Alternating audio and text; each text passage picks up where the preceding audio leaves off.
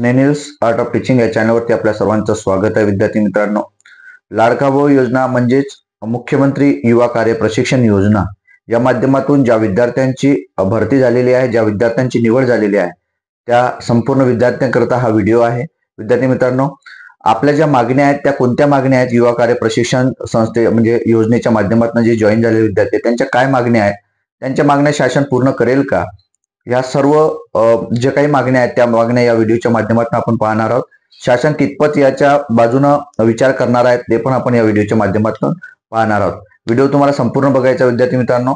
तत्पूर्वी आपण माझ्या या चॅनलला सबस्क्राईब केलेलं नसेल तर माझ्या या चॅनल सबस्क्राईब करा, जेणेकरून येणारे जे काही अपडेट्स असतील आपल्या संदर्भातील किंवा आपल्या या योजनेच्या संदर्भातील हे सुद्धा अपडेट आपल्या या चॅनलवर मिळत राहतील. विद्यार्थी मित्रांनो, आपल्याला माहिती आहे की ही जी योजना आहे ही ऑगस्ट महिन्यापासून सुरू झालेली योजना आहे. ऑगस्ट, सप्टेंबर, ऑक्टोबर आणि आता आहे नोव्हेंबर, म्हणजे हे 3-4 महिने झालेले आहेत. मग या 4 महिन्यातल्या काय समस्या आहेत ते आपण बघणार आहोत. विद्यार्थी मित्रांनो, जो GR आलेला आहे या GRच्या संदर्भातनं विद्यार्थ्यांना जे प्रशिक्षण दिलं जात होतं, जे बेरोजगार हा जुनाच जे GR आहे त्यावेळेला हा GR स्थगित केलेला होता, तेव्हापासून हा बंद होता. तोच GR पुनरावृत्ती करून त्याच्यामध्ये विद्यार्थी मित्रांनो हे जे वेतन आहे किंवा माध्यमातून काम जे दिलं जात आहे, तुमच्या ITI झालेले विद्यार्थी असतील किंवा मग DED झालेले, BEd झालेले विद्यार्थी असतील, जसे ITI झालेले असेल, कॉम्प्युटर झालेले असेल, कोपा वगैरे झालेले असेल, त्या विद्यार्थ्यांना ऑपरेटर म्हणून काम देण्यात आलेलं आहे.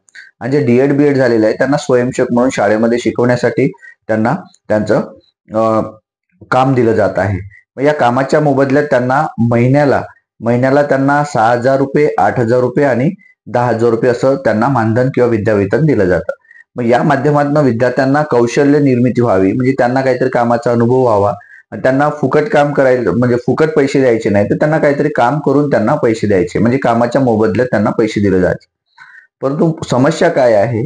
तर समस्या एक आहे की विद्यार्थ्यांच्या कामाच्या प्रती जे काही काम तेवढंच केलं जाते, विद्यार्थ्यांना वेतन कमी होतं. ही विद्यार्थ्यांची समस्या आहे, विद्यार्थ्यांच्या मागण्या की आम्हाला 6,000 रुपयामध्ये काय 8,000 रुपयामध्ये किंवा 10,000 रुपयामध्ये न काम करता आमचं जे हे काम आहे हे आम्ही सारखेच काम करत असतो शिक्षकांच्याच बरोबर किंवा ऑपरेटरच्याच बरोबर.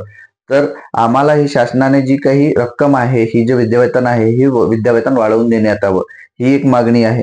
नंतर ज्या विद्यार्थ्यांची या ठिकाणी निवड झालेली आहे त्या विद्यार्थ्यांच्या दुसरी जी मागणी आहे ती जो पगार आहे, यांचा विद्यावेतन आहे, हा विद्यावेतन नियमित होत नाही. म्हणजे महत्वाचा पहिला मुद्दा म्हणजे कोणता? तर होतच नाहीये. कोणाकोणाचा जो पगार आहे 4 महिन्यापासून आलेलाच नाहीये, विद्यावेतन आलेलं नाहीये. म्हणजे दुसरी समस्या आहे, विद्यावेतन आलेलं नाहीये, ते शासनानं लवकरात लवकर देण्यात यावं. नंतर हे जे विद्यावेतन आहे हे विद्यावेतन कमी जास्त प्रमाणात आहे.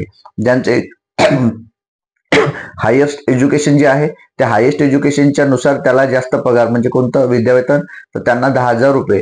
ITI झालेला विद्यार्थी असेल तर त्यांना 6,000 रुपये आणि पदवीचा असेल तर त्यांना 8,000 रुपये असं ते वेतन आहे. परंतु ज्याने नोंद करताना जर कमी जास्त झालं असेल तर त्यांना मात्र वेतन कमी मिळत आहे.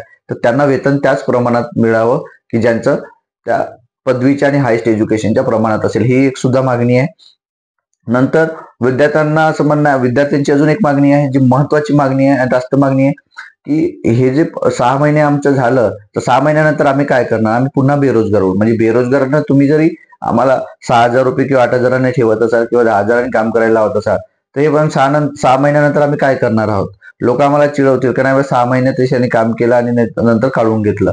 तर मग आम्हाला 6 महिने न करता पुन्हा आमचं जे काही कालावधी आहे तो कालावधी वाढवून द्यावा, असं विद्यार्थ्यांची मागणी आहे. आणि या प्रशिक्षणार्थीची सुद्धा मागणी आहे की आमचा हे कालावधी आहे हा 2 वर्ष किंवा 3 वर्ष वाढवून देण्यात यावं, असं त्यांचं मत आहे. नंतर हे महत्वाची मागणी झाली, हे 4 मागण्या झाल्या. नंतर 5वी अशी मागणी आहे विद्यार्थ्यांची की आम्हाला या ठिकाणी मागणी तर तुम्ही तर वाढवून द्याल, पण आम्हाला हे जे विद्यार्थी असणार आहेत हे पुन्हा बेरोजगार होऊ, तर आम्हाला शासनाने काय करावं? तर आम्हाला शासनाने परमनंट करण्यात यावं, असं सुद्धा एक मागणी आहे. आणि सर्वात मोठी मागणी जिकडे तिकडे युट्यूब आणि इतर पण माध्यमातून आपल्याला समाज माध्यमावर आपल्याला फिरताना दिसत आहे, त्यात मंगलप्रभात लोढांचा एक व्हिडिओ आहे, तो व्हिडिओ पण त्यांनी म्हटलेला आहे त्या व्हिडिओमध्ये की आम्ही 50% विद्यार्थ्यांना या ठिकाणी परमनंट करणार आहोत, कायम करणार आहोत, त्याच ठिकाणी जॉब देणार आहोत, असं पण त्यांनी ते बोललेले आहे. म्हणजे असं ही जी आहे ही 5वी 6वी मागणी म्हणजे 5वी मागणी असणार आहे.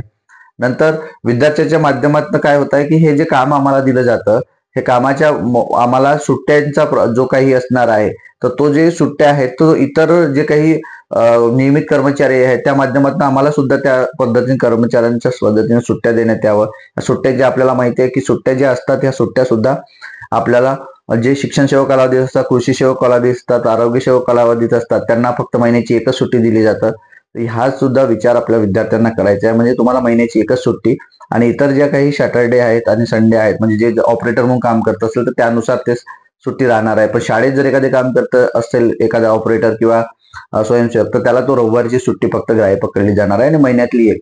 या मागण्या ज्या आहेत ह्या मागण्या 5 ते 6 मागण्या विद्यार्थ्यांच्या मागण्या आहेत, प्रशिक्षणार्थीच्या मागण्या आहेत। शासन कितपत यावर लक्ष देत आहे आणि युतीचं सरकार आलं तर ही शासन या विद्यार्थ्यांना खरंच न्याय देईल का हा पण एक प्रश्न आहे।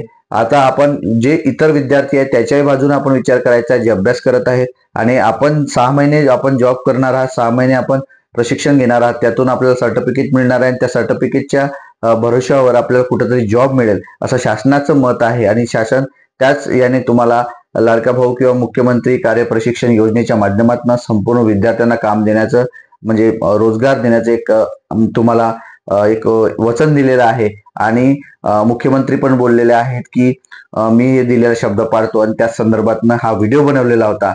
कितपत हे या सर्व गोष्टी खऱ्या होत आहेत हे आपल्यालाच पाहायचं आहे। विद्यार्थी मित्रांनो आपण एकत्र राहायचं आहे, आपण एकजूट ठेवून राहायचं आहे, आपण सर्वांनी विचार करायचा आहे की माझ्या सोबतच इतर आपले जे भावंड आहेत त्यांचा सुद्धा विचार करणं गरजेचं, त्यांना सुद्धा न्याय मिळावा याच विचारानं आपण सर्वांनी हा व्हिडिओ बनवलेला आहे। तुमच्यासाठी माहितीसाठी हा व्हिडिओ बनवलेला आहे। ज्या तुमच्या मागण्या आहेत त्या शासनापर्यंत पोहोचाव्या यासाठी पण आणि तुम्हाला स्वतः सुद्धा या मागण्या माहीत असणं गरजेचं आहे।